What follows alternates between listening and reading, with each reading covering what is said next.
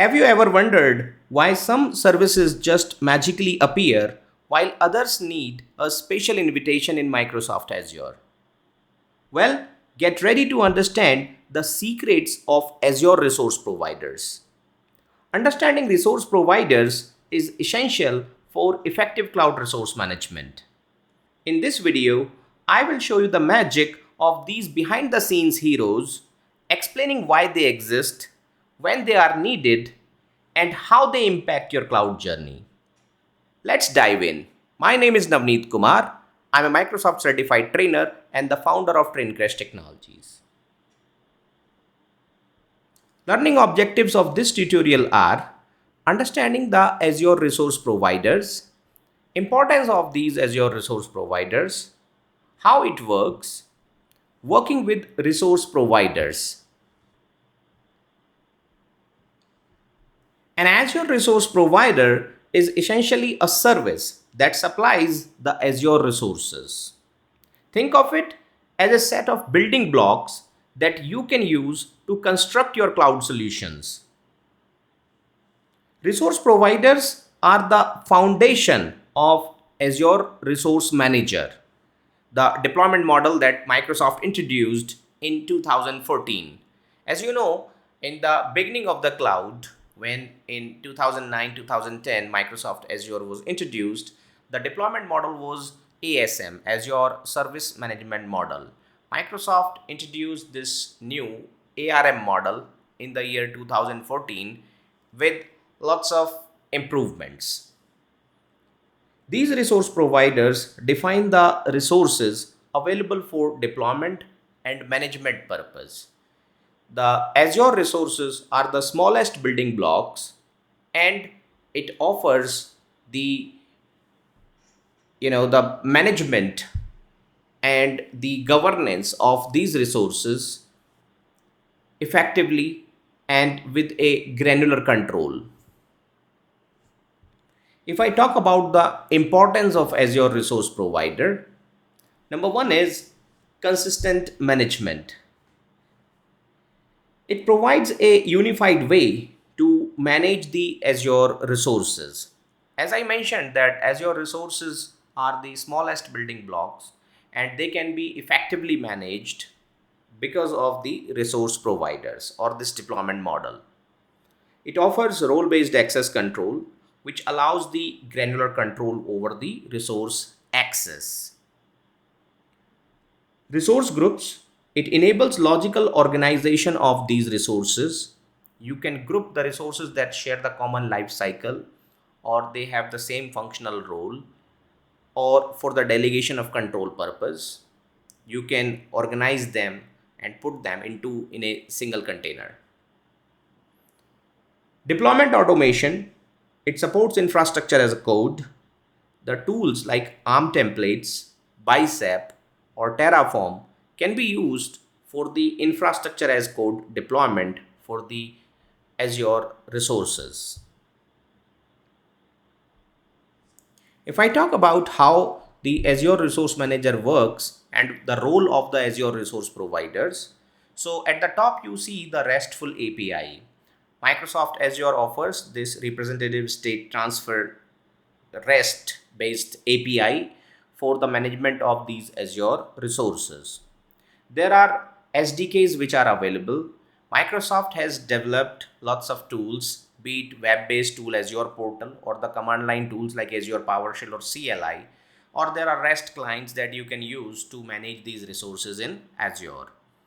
Companies that have the software development or the bandwidth in-house to develop the softwares can leverage these SDKs and can develop their own management tools to manage the resources in Azure, or for multiple clouds they can develop a single tool. I've seen the service provider organizations have developed some tools that are used for hybrid cloud management. From a single tool they can manage the different clouds. So it is all thanks to the SDKs that are provided and this RESTful API which accepts those calls. But behind this is the Azure Resource Manager, which is doing the authentication, which is ensuring that only the legitimate users have access to the necessary resources or resource types. It also enables the delegation of control, also referred as RBAC, role-based access control, for the resources or resource groups or the subscriptions or the management groups at various scopes where you want to configure that. So it can provide you the granular control up to the resource level. That's the benefit of using the ARM. If I talk about the next component, that is the Azure Resource Manager, which is controlling the access, RBAC, and then the resource types. Resource providers offer the different types of resources.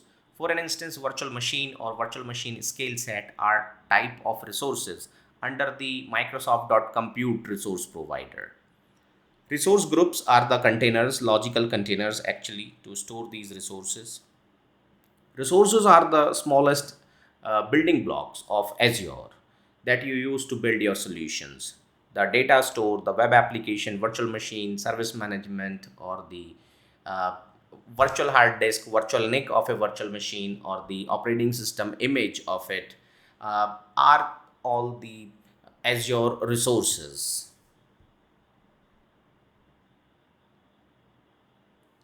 Let me take you through a demo on working with Azure resource providers. In this demonstration, I'll show you that how you deal with these resource providers. You might have seen sometime that these resource providers are sometimes registered to your subscriptions. Sometimes you have to register them manually to deploy resource types or particular resource types. If I take you to a subscription, suppose this is my Azure Pass sponsorship subscription. Here in this subscription, I have something called settings where I can see the resource providers. So if I take you to the resource providers, these resource providers are listed over here. These resource providers are the services, like I said, and they are used to create the resources. They actually supply the resources. They supplement the Azure resources or resource deployment. So a resource provider need to be registered. Many times students have questions that sometimes these resource providers are registered. Some of them are registered automatically. Sometimes we have to register them manually to use those resources. So what is the logic behind that? So basically, the idea behind the registration or unregistration of these resource providers is for three main categories. Number one is for security, so that only legitimate users have access to use the resources, the specific resource types. Number two is the user experience, that users can work with the resources that they want to use, or they can be delegated control on the resources that they want to use. And number three is the performance or the resource optimization.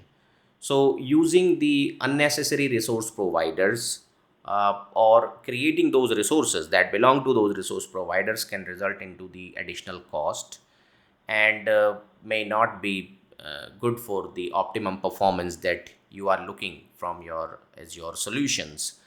So that is why the registration of these resource providers is manual by default. But why are some resource providers registered automatically? Like you see Microsoft.Advisor, I have not registered it, it got registered automatically. Alert management got registered automatically. Or billing, we have for billing desk, whatever the resources I create, so I'm billed for them. So that is also registered automatically. So the logic behind the automatic registration is that there can be reasons behind it. Actually, number one is the resource dependency, that one resource has the dependency on another resource. That is why this registration is required. Suppose you create a virtual machine, so it requires that Microsoft.Compute resource provider to be registered. So that is why it will get registered. Number two is that some resource providers need to be registered when you are signing up for Azure services. so they need to be started. Those services must be available from the day one, like billing provider I shown you. So whenever you will create the resources, so you need the bill for these resources so that you can pay for whatever you utilize. So that is why that provider is registered. But suppose if I want to use AVS, Microsoft's Azure VMware solution, so I need to register this provider, and all I need to do is I will choose that and register it. But I need to be careful. If I'm not going to use the AVS solution, if I'm not going to use the Azure VMware solution, so I must not register this provider. Otherwise, the administrators can accidentally create the resources under this resource provider, or the resources that are offered by this resource provider. Well, this is how we register the resource providers. If you want to unregister a resource provider, the process is quite straightforward. You need to choose that resource provider, and you can either unregister or re-register. So you have the option. Some of them are actually the mandatory providers. So, and there might be some resources that depend on them. You cannot unregister a resource provider which is having some resources that belong to this provider. For instance, in this subscription I have VM scale set. That VM scale set is using this provider, so if I try to unregister it, so for security reasons it will not allow me to unregister it. So this is how the security is controlled with these resource providers. If you have gone through my video on Azure RBAC on delegation of control, so you might have seen over there that when you do the delegation of control and you define the roles, the permissions, so they are actually based on the resource providers, then the resource types, and then the actions. So suppose for virtual machines I need to delegate the permissions, so I can create the roles that will be for Microsoft.Compute as the provider, then forward slash, then virtual machines as the resource type, then forward slash, and then the permissions, read, write, or delete. So whatever the operations you want to perform, the access you want to provide, so you can define those permissions over there in those roles. So this is the role of the Azure resource provider. And if you want to explore these resources or these resource providers further, then we have a tool called Resource Explorer in Azure. With the help of this Resource Explorer, you can explore the providers, that what type of resource types are available under one provider. For an instance, if I look for Microsoft.Compute, if I show you that one of the provider, so we have hundreds of resource providers here based on the services offered by Microsoft, and each resource provider then have service types, so availability sets. These resource providers have been written in JSON, so you see this data is JSON, and the REST API uses these objects. So these are the different types of resources under this resource provider. So virtual machines, virtual machine scale sets are also the resource type. So here you see virtual machines, or you will see the virtual machine scale sets. So there you can explore these resources. In fact, you can see the subscription, your subscription and its details in the JSON format. Then you can expand that and you can see providers of the resource group. Suppose if I show you this resource group of my VM scale set, so these are the attributes of it in the JSON object, they are recorded. Then the resources inside that, so I have the VM scale set, so compute, disk, and so on. So whatever the resources I have, I can see them, the deployment I can see. That's what in fact we define in our ARM templates, or using the uh, infrastructure as code deployment tools like Terraform. We define the resource provider and the resource types that we want to deploy to the Microsoft Azure, and then we push those templates using the different management tools. So that's the Resource Explorer that you can use to explore these resources and the resource providers. The key takeaway of this tutorial is that if you want to work effectively to manage the resources in Microsoft Azure cloud, then you need to have understanding of these resource providers. Uh, we discussed about the importance of these resource providers and the ARM model, how it does that authentication and authorization before providing access to any resource to individuals or any identities, any service principals. Then we discussed about the resource provider registration, how we can do that registration from the portal I have shown you, but there can be ways of registering these providers either through Azure CLI or through the PowerShell also you can do that. I hope this tutorial was informative to you, and uh, do share this video with others. Subscribe my channel for more videos, and thanks for watching this video. See you in another video.